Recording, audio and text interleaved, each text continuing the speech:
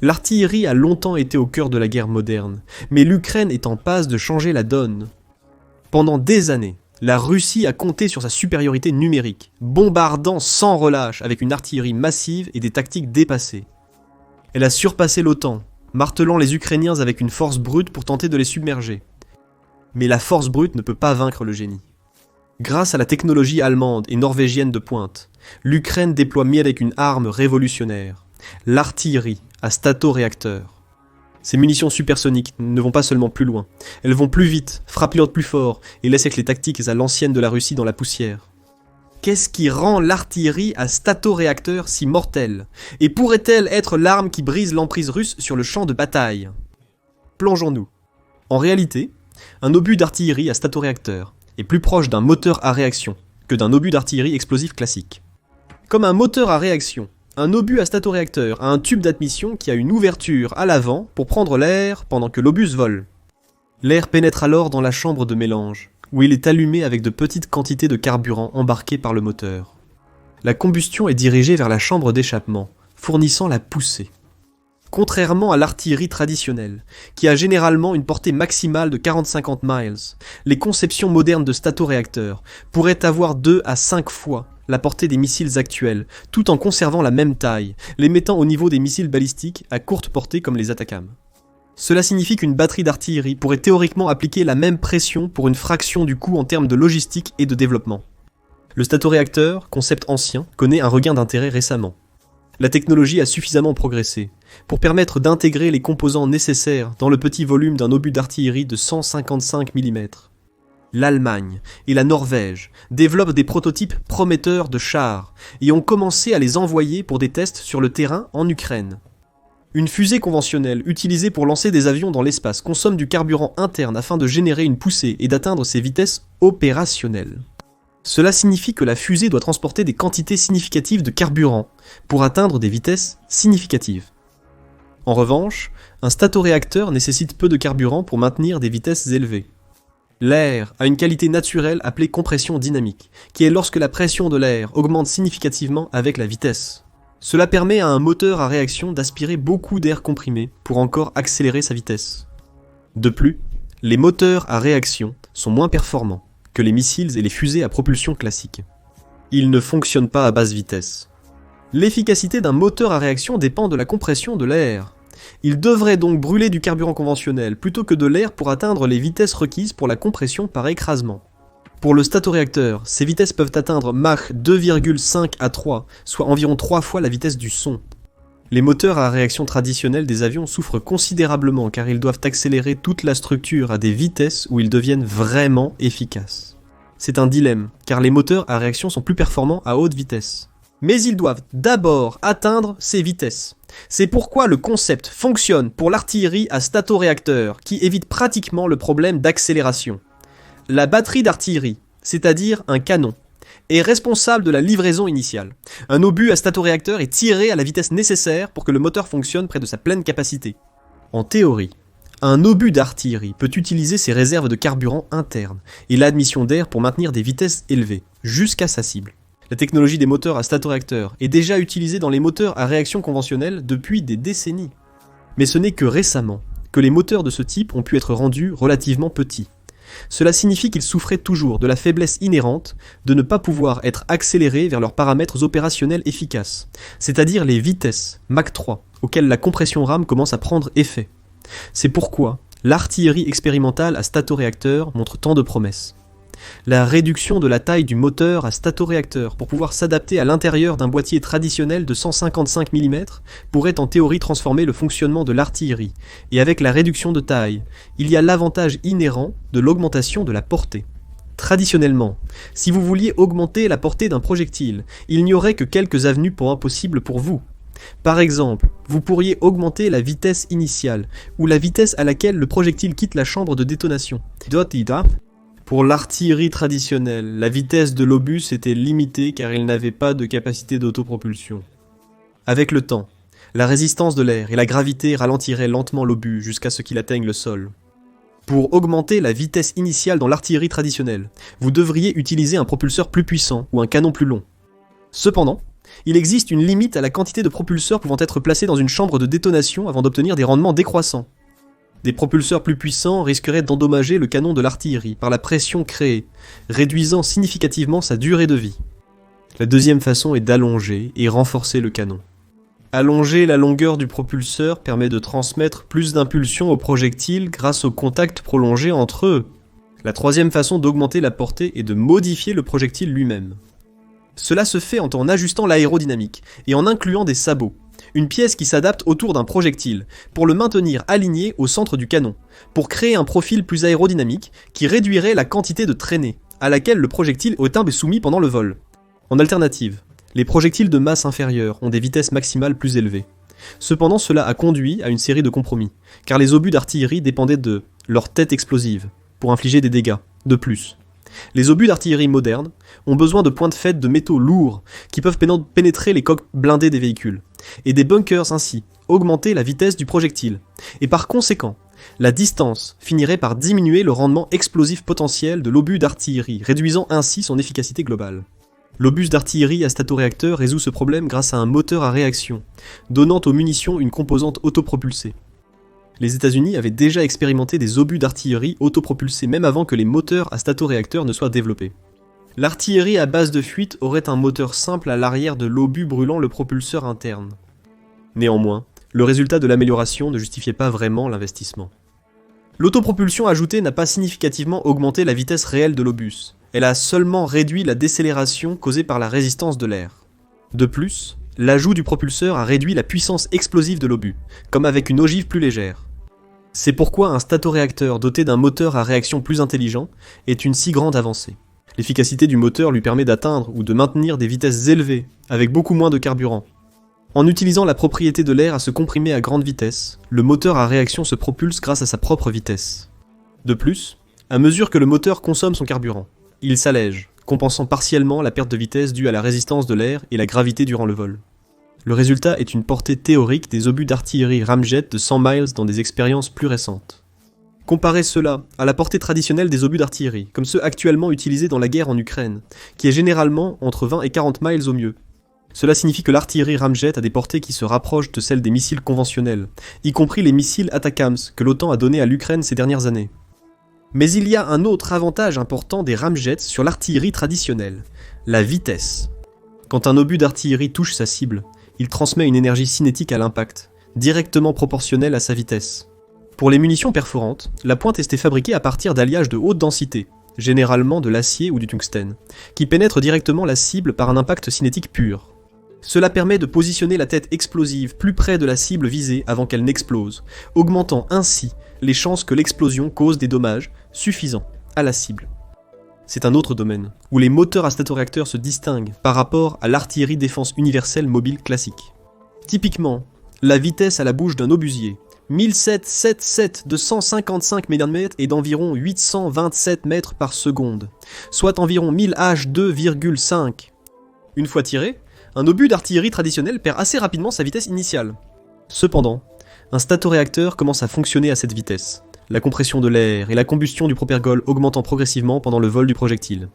Cela permet à l'obus à statoréacteur d'atteindre sa cible à des vitesses bien supérieures aux obus traditionnels, tout en conservant une portée accrue.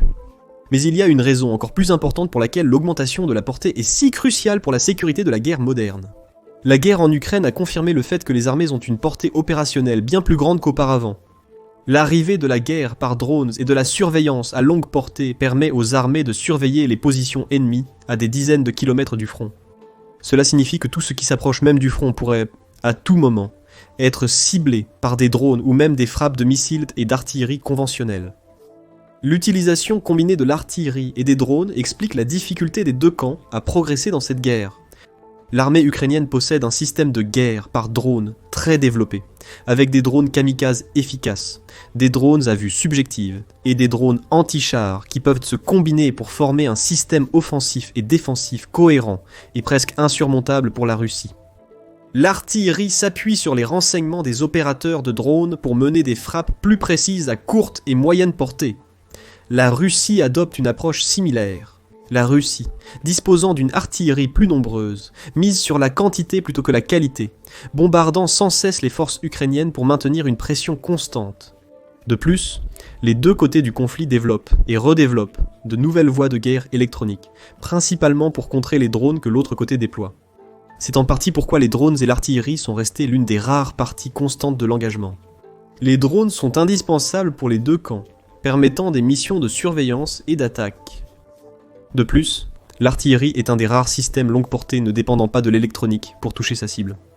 Les missiles et autres munitions guidées ont généralement une sorte d'électronique qui peut être altérée de l'extérieur pour réduire leur précision. L'artillerie traditionnelle ne l'a pas, contournant ainsi tout l'aspect de la guerre électronique. Mais comme mentionné, l'artillerie traditionnelle a une portée limitée, forçant les batteries et obusiers à être placés près de la ligne de front. Même avec un avantage numérique, l'artillerie russe peut être neutralisée par l'artillerie adverse ou des frappes à longue portée guidées par drone. De plus, l'artillerie à statoréacteur peut être déployée bien plus loin du front. L'artillerie est protégée en étant hors de portée des tirs d'artillerie conventionnels et des drones, tout en restant une arme offensive puissante et efficace. En théorie, l'Ukraine pourrait positionner son artillerie beaucoup plus près de ses systèmes de défense. Cela forcerait la Russie à utiliser ses capacités à longue portée, comme les drones et les missiles, pour mettre la pression sur l'artillerie ukrainienne. La Russie a progressivement perdu cela durant la guerre, car l'Iran, son principal fournisseur de drones, n'a pas assez de capacité de production pour répondre à la demande croissante russe. L'ajout de l'artillerie Ramjet, débuté en mai 2024 avec des prototypes précoces, permettrait à l'Ukraine de redéployer des forces de la protection de l'artillerie vers la ligne de front, renforçant ainsi sa défense. Cela forcerait la Russie à utiliser plus d'artillerie à courte portée au front, les rendant plus vulnérables aux attaques de drones ukrainiens. De plus, l'artillerie à réaction pouvant dépasser la portée de l'artillerie traditionnelle, elle l'emporte dans les tactiques d'artillerie contre artillerie. Le simple avantage de portée signifie que l'Ukraine aurait pratiquement toujours la chance de réaliser la première frappe. Mais l'artillerie à réaction présente un autre aspect, qui pourrait être précieux pour l'Ukraine, la diversité à longue portée. Jusqu'à récemment, l'Ukraine avait une gamme distincte de désavantages dans la guerre. L'armée ukrainienne a reçu un approvisionnement relativement limité de missiles à longue portée, qui pourraient être utilisés pour frapper plus profondément sur le territoire russe. Ces missiles étaient souvent utilisés pour détruire des lignes d'approvisionnement cruciales dans l'Ukraine occupée, ralentissant la progression russe. Cependant, cela a changé lorsque l'Ukraine a créé une industrie robuste de guerre par drone. Au-delà de l'utilisation de petits porte-drones commerciaux pour des opérations à courte portée près de la ligne de front, l'Ukraine a également développé et testé divers modèles de drones à longue portée qui pourraient imiter les drones iraniens que la Russie utilise depuis le tout début de l'invasion. L'effet de ces améliorations a donné à l'Ukraine la capacité de lancer une attaque de drone à grande échelle jusqu'à Moscou, qui se trouve à environ 400 miles de la frontière ukrainienne. L'attaque, qui a eu lieu le 10 septembre, a démontré que l'Ukraine possédait effectivement la capacité de mettre sous pression les complexes militaires russes, les centres industriels et même les centres de population, tout en restant relativement à l'abri des contre-attaques. La deuxième avancée en matière de performance à longue portée est survenue récemment, lorsque l'administration Biden a autorisé l'Ukraine à utiliser les missiles Atacams donnés directement contre la Russie. L'annonce du 18 novembre a été suivie par le lancement par l'Ukraine de 6 de ces missiles dans les stocks militaires russes. Mais les deux systèmes ont des inconvénients inhérents. Le système de guerre par drone repose fortement sur l'électronique, ce qui signifie que la Russie a probablement développé un système pour brouiller les signaux nécessaires à la navigation et au ciblage des drones. Deuxièmement, un drone militaire se déplace généralement à environ 250 miles par heure avec des variétés plus rapides, allant jusqu'à 500 miles par heure au maximum. Ces vitesses sont largement inférieures à Mach, soit 741 miles par heure. Autrement dit, un système de défense anti-aérien peut généralement suivre et abattre facilement des drones relativement lents dans le ciel. C'est un phénomène fréquent des deux côtés de la guerre, car peu de frappes de drones et modes à longue portée parviennent à toucher et endommager leurs cibles. Le système Atacom est confronté à un problème d'approvisionnement. La capacité de l'Ukraine à mener des frappes de précision à longue portée en Russie est un atout majeur, lui permettant de projeter plus de puissance à plus grande distance. Cependant, le nombre de ces missiles est limité. Selon les rapports les plus récents, l'OTAN n'avait fait donc que d'environ 50 missiles Atacom. Les États-Unis qualifient leur livraison de missiles Atacom de significative, car chacun est très coûteux, et constitue une ressource stratégique majeure. Cependant, l'OTAN n'a pas entièrement envoyé les missiles ATAK-OMS les plus modernes en Ukraine. Le premier lot important de missiles était composé uniquement de modèles anciens, avec une portée efficace de seulement 100 miles. En comparaison, les missiles récents peuvent atteindre jusqu'à 190 miles.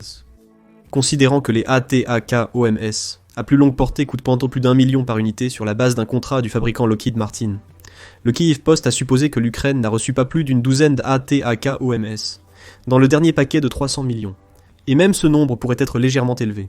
L'Ukraine a utilisé 1 ou 2 missiles ATACMS lors de plusieurs frappes durant la guerre. Il lui en resterait probablement environ une douzaine en stock. Le nombre exact de missiles à longue portée en possession de l'Ukraine est inconnu, car 6 d'entre eux auraient été utilisés lors de la dernière frappe en Russie. Cela permet au prototype Ramjet de devenir la troisième option pour les frappes à longue portée. De plus, puisque les obus d'artillerie Ramjet que la Norvège et l'Allemagne envoient qu'électrement sont en 155 mm, la batterie d'artillerie réelle est la même que celle qui lance des obus d'artillerie traditionnels, avec seulement des modifications minimales. Malgré l'absence de détails sur le nombre de tirs d'artillerie Ramjet ayant atteint l'Ukraine, Rheinmetall, une entreprise allemande, a indiqué qu'elle devrait bientôt accroître sa production. Avant le début de la guerre, Rheinmetall produisait 70 000 obus d'artillerie par an. D'ici 2024, sa capacité de production a augmenté pour atteindre entre 400 000 et 500 000 obus par an, avec des plans pour augmenter cela à 700 000 obus par an dans ses usines européennes d'ici 2025. L'entreprise vise finalement à atteindre une capacité de production médiane de 1,1 million de tours par an, ce qui doublerait presque la production de tours d'artillerie de l'OTAN. L'entreprise a publié une déclaration en 2022, disant qu'elle fournirait à l'Ukraine au moins 100 000 obus d'artillerie tout au long de 2024. Au moins 225 d'entre eux ont été confirmés comme étant des tours de haute précision Volcano. Les missiles Volcano, précurseurs des missiles à statoréacteurs, utilisaient un mécanisme d'autopropulsion interne permettant une portée de 45 à 50 miles. Cependant, on ne sait pas exactement combien de tours à statoréacteurs l'entreprise a déjà fourni à l'Ukraine, ni combien sont prévus pour la production. Toutefois, posséder plus de 200 obus d'artillerie avec une portée dépassant celle des Russes offrirait à l'Ukraine une grande diversité de tactiques à longue portée. Cela prouve la confiance de l'OTAN dans la capacité de l'Ukraine à utiliser ses armes de manière efficace sur le front pour réaliser des avancées significatives. Cette diversification arrive également au bon moment pour l'Ukraine. La Russie a intensifié ses efforts dans le Donbass et à Koursk. Ces derniers mois, la Russie a occupé 500 miles carrés de plus dans le Donbass, gagnant un élan significatif pour son armée via des frappes de drones et de missiles à longue portée en territoire ukrainien. De même, la Russie a conquis environ la moitié du territoire ukrainien à Koursk. La Russie a débuté le déploiement de soldats nord-coréens, arrivés à Koursk mi-octobre, un développement majeur. Le renseignement ukrainien suggère que les Nord-Coréens ne vont probablement pas faire une grande différence à l'échelle du conflit.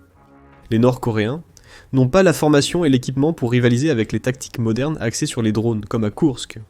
L'Ukraine suppose que le taux de perte pour les troupes nord-coréennes pourrait être aussi élevé que 90%, ce qui signifie que sur les 11 000 soldats confirmés à Koursk, seulement un peu plus de 1000 sont censés survivre à la guerre. Cependant, ces 11 000 soldats sont des corps que l'armée ukrainienne doit traverser si elle prévoit de repousser avec succès la contre-offensive russe à Koursk, qui était estimée à environ 50 000 troupes à un moment donné. Cela justifiera probablement pour l'armée russe de détourner encore plus de troupes vers le front dans le Donbass. Les Nord-Coréens sont une diversion du véritable front en Ukraine, mais l'armée ukrainienne ne peut l'ignorer. Mais l'Ukraine fait face à un autre problème, peut-être encore plus important, le changement d'administration aux États-Unis.